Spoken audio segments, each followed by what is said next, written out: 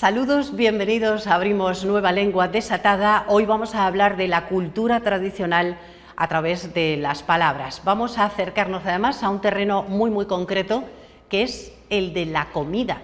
Seguro que muchos de los que nos ven en casa en alguna ocasión han dicho que les ha dado un torzón, o que alguien es un comique, o que alguien es un guto. Bueno, pues son palabras relacionadas con la alimentación y que queremos ver desde ese ámbito de la cultura tradicional con nuestro experto en la materia, que es el etnógrafo y filólogo Paco Blanco. ¿Qué tal, Paco? ¿Cómo estás? Encantado. Muchísimas gracias por la invitación, Ana. Es un placer venir a hablar de estas cosas y sobre todo sabiendo que hay gente que nos escucha y que se implica y que hay una complicidad colectiva, ¿no? Es verdad, hay un retorno estupendo y aprovecho para agradecer a los espectadores que siempre nos hagan llegar sus sensaciones al respecto del programa. Nos pueden escribir, como siempre, a nuestro correo electrónico lalenguadesatada@rtvcil.es o también a través de las redes sociales nos pueden ir comentando. Bueno, digo yo hoy que vamos a hablar de comida, Sí. que es tanto como decir que todo lo que sea celebración tiene que ver con el comer, y por eso es tan difícil cuando uno se pone a dieta, porque parece que tiene que ponerse a dieta de relaciones sociales, ¿no, Sí, Paco? es La muy comida, importante, qué importante tradicionalmente también. Sin duda, sin duda. En todo caso, fíjate, estaba pensando ahora cuando estabas presentando, Ana, cómo hay una especie de antítesis entre comer y hablar, entre la palabra y la comida. Porque esto de a los niños, come y calla, ¿no? O aquello que era el que come y canta, juicio le falta, que alguna gente lo adapta, el que come y habla, juicio le falta, como si realmente el comer fuera algo sagrado donde no puede interferir nada, la palabra, como si esto entretuviera, ¿no? Yo, en eso, fíjate, mi experiencia personal y familiar es que en mi casa, cuando se comía, se comía. En cambio, en casa de mi mujer y tal, era mucho más de hablar. Es muy curioso esta cuestión de integrar o no la conversación o la palabra en relación con la comida. En todo caso, y enlazo con lo que tú planteabas de entrada, ¿no? Es verdad, la celebración, la comida es, digamos, el gran pretexto, la gran herramienta que permite consagrar la celebración. Una celebración es grande en la medida en que la comida ocupe un papel importante, y eso lo vemos pues en las celebraciones del ciclo vital, que podemos comentar si quieres, en las fiestas. La comida, cuando una comida es importante y sobre todo cuando una comida es recurrente en los componentes, eso nos está diciendo que ese momento es un momento trascendente para el grupo. Sí, no se nos ocurre nada en lo que vayamos a celebrar con amigos, con familiares, y que no haya algo de comer y de beber, claro, ¿no? Que es nuestra cultura y somos así, siempre la comida está presente. Decías tú en el ciclo vital, sí. Claro que sí. De hecho, el proponerte que hablaras de este tema partió de una publicación que tú hacías en redes sociales en torno a la repañina, que es algo en lo que vamos a entrar ahora, que tiene que ver con los bautizos y que, por ejemplo, yo llamaba de otra manera cuando era pequeña. El bautizo tenía que ver con algo de comer, con golosinas, con algún dinerillo que se arrojaba desde la ventana, desde el balcón, ¿no? Sí. La repañina. Mira, las celebraciones tradicionales son esencialmente 4 en el ciclo vital del individuo. En relación con el nacimiento está el bautizo, en relación con la transición, la iniciación, sobre todo del varón, el cambio de niño a adulto, las celebraciones de los quintos, la boda y la muerte. Y esos 4 momentos tienen siempre un referente y un componente alimentario, gastronómico o como queramos llamar. Incluida la muerte. Incluida la muerte, donde evidentemente el protagonista está de cuerpo presente, no es necesario decirlo, ¿no?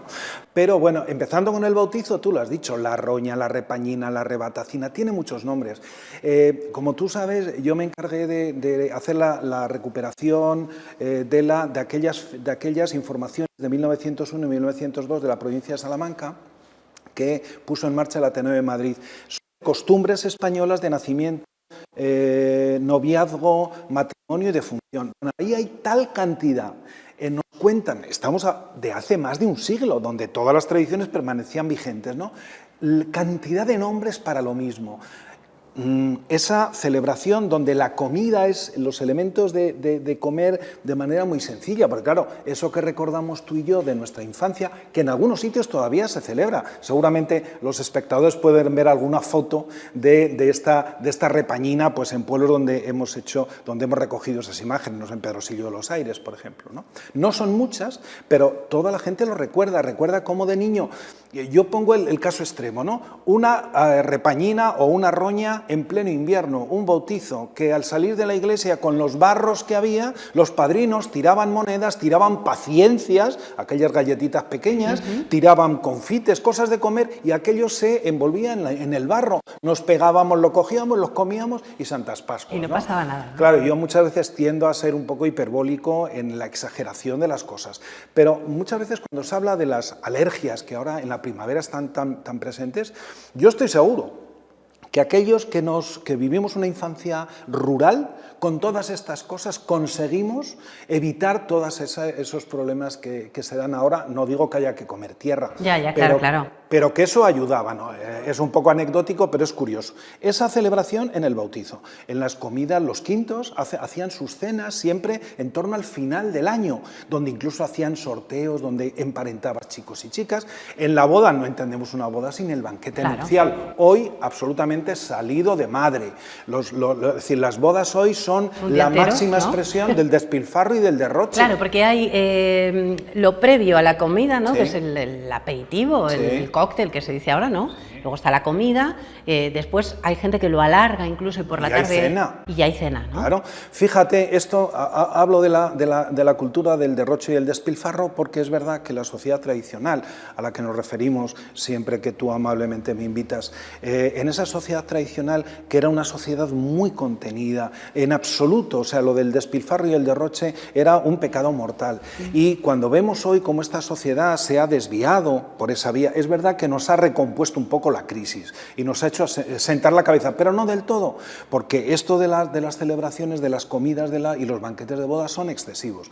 En la sociedad tradicional, que no había recursos, Ana, era muy común, hay un término, hay un léxico muy salmantino en torno al tema de la comida, los algos. ¿Sabes qué eran los algos? Los algos, no sé. Los algos era el regalo, una especie de presente que los más cercanos de la familia le llevaban a la familia de los novios para ayudarles en el tema del gasto de la boda, de manera que le llevaban 1 o 2 docenas de huevos, le llevaban un gallo, le llevaban un pavo, cosas de comer para aliviar de el gasto que podía suponer la boda. Ese convite se hacía un poco aportando...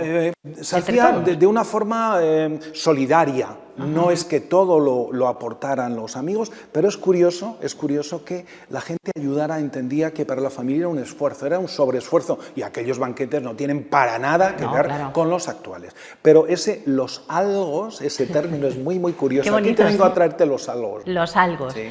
Bueno, aunque es verdad que también celebraciones tradicionales había que no duraban solo una comida, ¿no? Empezaban el día antes y seguían el día después. Las bodas tradicionales, Ana, eran 3 días.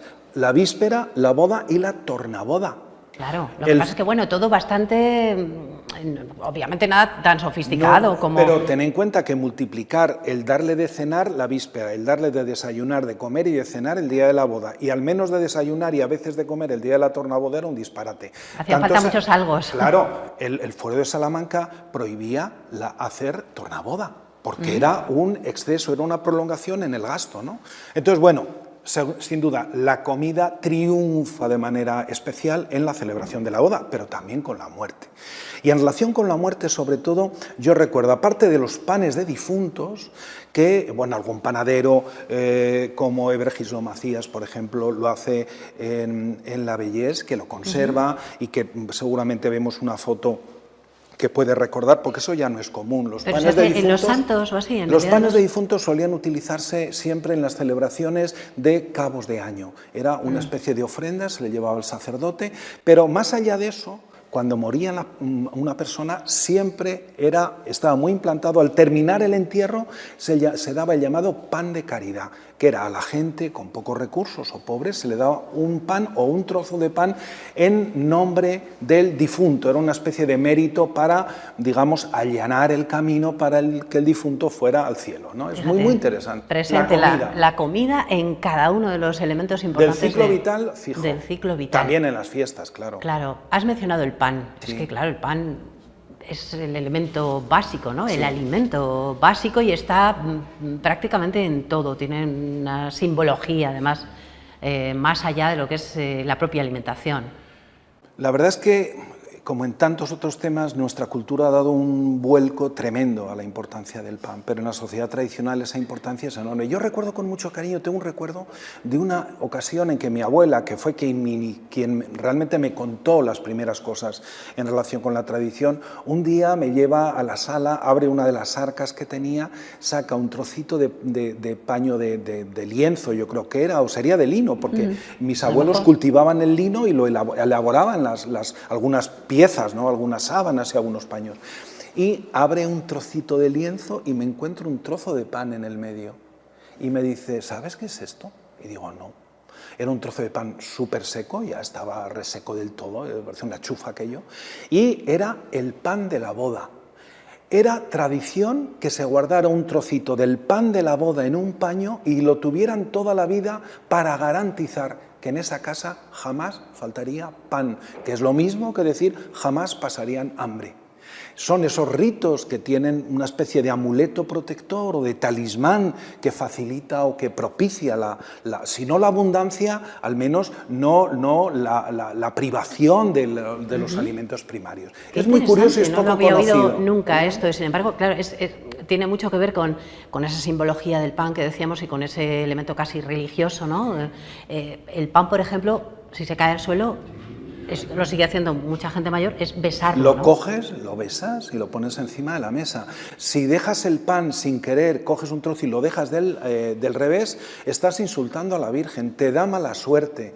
O sea que es verdad que el pan tiene ese valor de alimento primario y de alguna forma, probablemente con ese sentido que viene de culturas muy anteriores, se produce al final una asociación también a través del cristianismo con el propio cuerpo de Cristo, que también refuerza un poco es este valor sagrado del pan que, insisto, en nuestra tradición hace que el pan sea esencial en la elaboración de ciertos elementos rituales, en ciertas fiestas, con motivo de los ofertorios, por ejemplo. Sí, sí.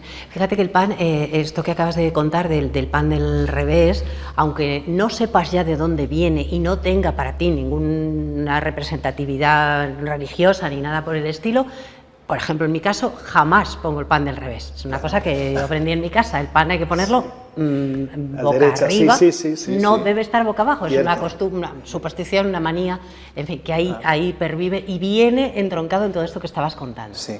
Es curioso, fíjate, nosotros ya nos hemos olvidado esto, queremos pan y vamos a la panadería, pero tradicionalmente era muy común que el pan se elaborase en casa. La familia se elaboraba su propio pan, normalmente cada 15 días, y después lo iban a cocer o a un horno comunal que era del ayuntamiento o bien a un horno de un panadero. Bueno, pues la elaboración del pan era todo un ritual, y en la elaboración del pan había que hacer una cruz, y a la hora de meter el pan en el horno pues había conjuros para que se hiciera bien. A ver si recuerdo alguno. Había uno de las veguillas que decía: Dios te acreciente pan como las mentiras por el lugar.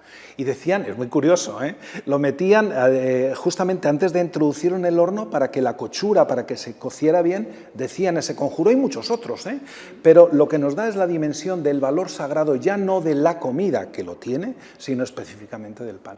Y cuando hablas de tabúes en la comida, por ejemplo, tiene que ver con esto que me estás diciendo Claro, ahora, ¿no? Mira, las prohibiciones en relación con la alimentación también son muy curiosas. Una de ellas, me hace mucha gracia, la cuento muchas veces, y es un poco el tabú del género. Es decir, la cocina como territorio de la comida, de la alimentación y de la gastronomía es un territorio prohibido para el hombre.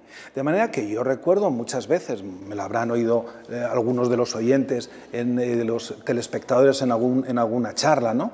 Que a mí me hacía mucha gracia porque mi abuela, que al fin y al cabo las mujeres han sido las transmisoras del pensamiento tradicional, incluso de los pensamientos más patriarcales o machistas. Sí, sí, claro. Las mujeres los han alimentado. Que han aprendido y bueno, los, pues los han en esa transmitido. línea es curioso que cada vez que yo entraba, a lo mejor entraba a decir, ¿qué hay? O decía de lejos, ¿qué hay de comer? Respuesta típica, canguingos y patas de peces, ¿vale?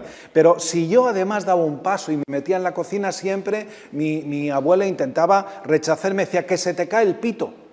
Es decir, como si verdaderamente el hecho de meterte en un territorio de género femenino, como es la cocina, automáticamente cambiase tu condición de género, ¿no? Es muy curioso. Pero esos tabúes afectan a otras cuestiones. Por ejemplo, el tabú de cierta alimentación en un espacio específico. En la Cuaresma no se puede comer carne hasta que no termina la Semana Santa.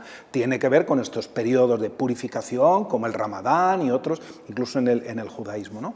Bueno, pues realmente en ese tiempo que nos priva de la carne, incluso nos contiene en la cantidad de la alimentación, vemos cómo se desarrolla una alimentación específica y cómo esto nos lleva a esa conclusión triunfal del lunes de aguas, de los días merenderos, del hornazo y de la recuperación de todos los productos derivados del cerdo.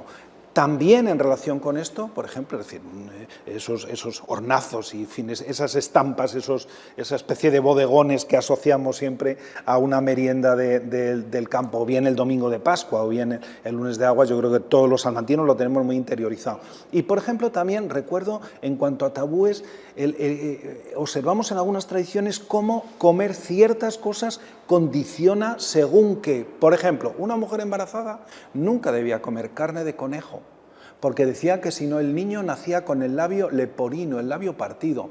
No debía comer carne de liebre, porque si no el niño, cuando naciera, iba a dormir siempre con los ojos abiertos, como, según la leyenda, dicen que duermen las liebres, ¿vale? Entonces, es curioso porque estos tabúes hay más, ¿no? Pero cómo están imbricados en diferentes momentos de la vida tradicional.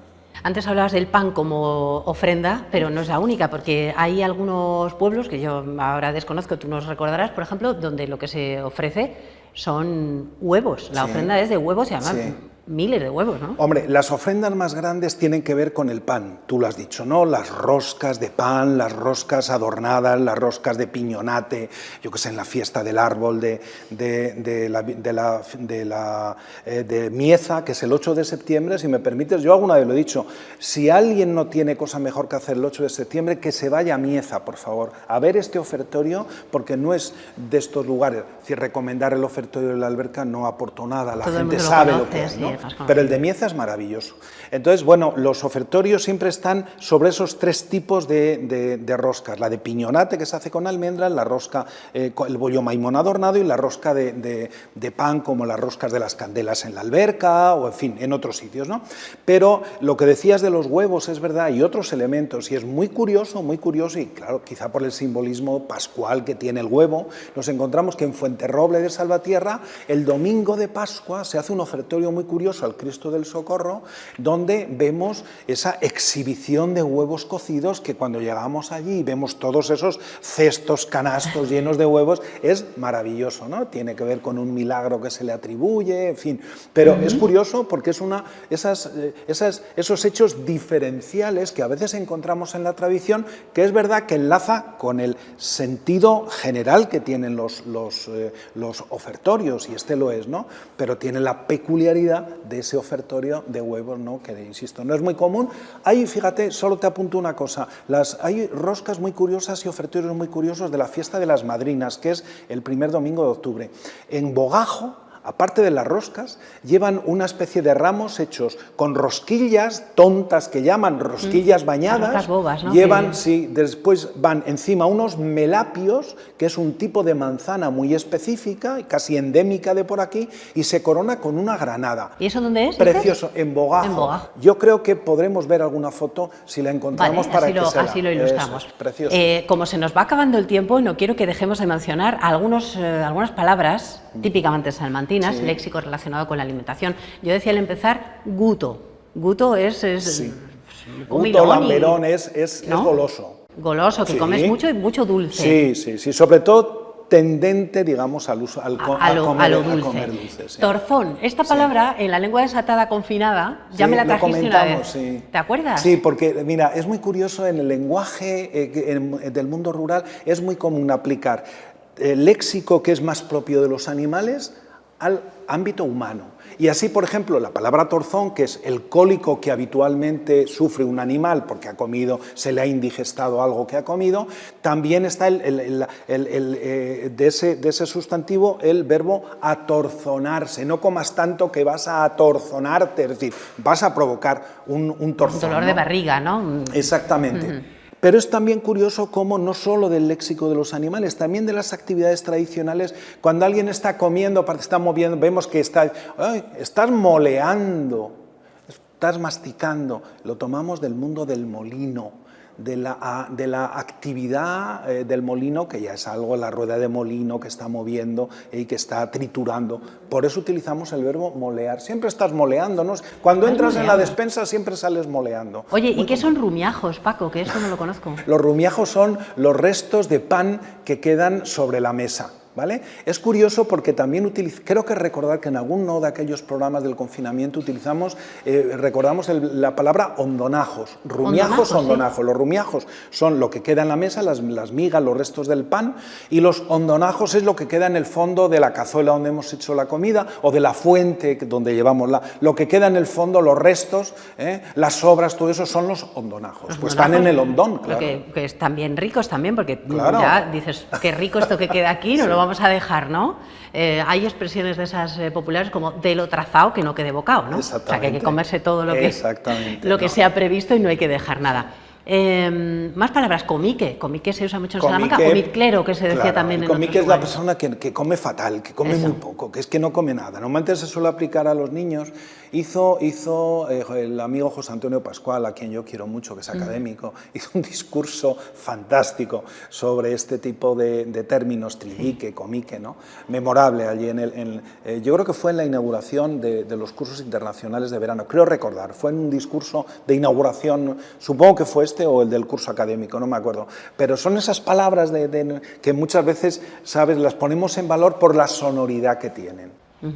Ahora que mencionabas a José Antonio Pascual, al que también mandamos un saludo, que también fue colaborador de este programa en nuestra versión confinada, efectivamente, uno de los programas fue dedicado a un sufijo, que me dijo, vamos a hablar de sufijo, que era Ike, ¿no? Sí. Y a mí yo dije, no, 20-25 minutos hablando de un sufijo, dio para mucho el sufijo, ¿no? Es un sabio, y como sabio, exacto, me como encanta Julio que Borrego, ¿no? Así es, me encanta que lo recuerdes. Sí. Tengo otra apuntada aquí, que es apajarse. Sí, también viene del mundo de los animales. Apajar a los animales es echarle paja en el comedero, de manera que, bueno, apajarse, tomado de ahí, apajar el animal es comer, se traslada al ámbito humano también. Entonces, apajarse sobre todo es comer bien.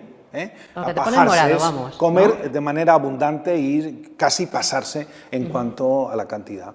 Bueno, nosotros nos hemos apajado bien de toda clase de alimentos, aunque haya sido así de manera virtual y sin tenerlos aquí físicamente, pero han desfilado por nuestra memoria muchos de ellos, como siempre que hablamos con Paco.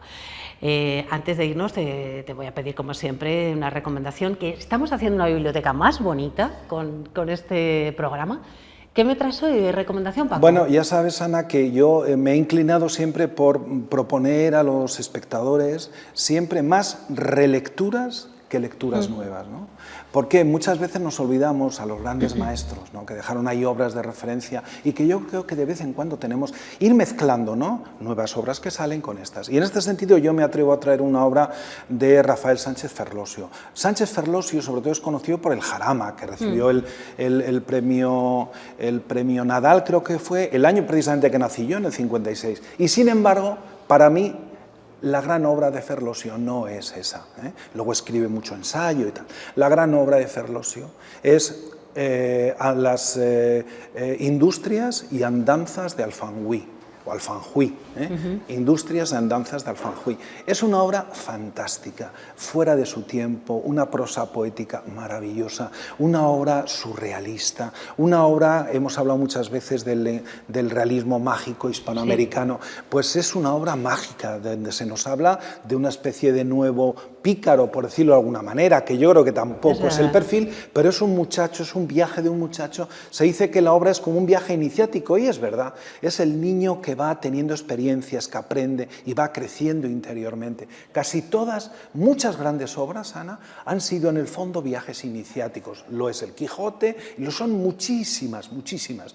Esta es absolutamente fascinante, no es un libro que te lleve mucho tiempo, es una novelita breve, la recomiendo fervientemente. Y la apuntamos también fervientemente, Alfanjuí, porque la hemos leído en el cole, o sea, seguro que todos los que están en casa la han tenido que leer, igual que el Jarama, y yo no sé si a muchos les pasará como a mí, que yo cuando veo un gallo en una veleta siempre me acuerdo de Alfanjuí. Sin duda. Así que recomendamos esa lectura. Y antes de terminar, la caja. Mira, lo último que tengo por aquí es un alcorque y una semilla de un arce que nos dejó del amigo Raúl, seguro. Raúl Alcanduerca. Sí, y aquí, preparados con el papel para pues poner mira, tu palabra. yo he buscado una palabra que es una palabra sonora, una palabra, ya sabes que me gustan mucho estas palabras, que solo pronunciarlas ya son un monumento.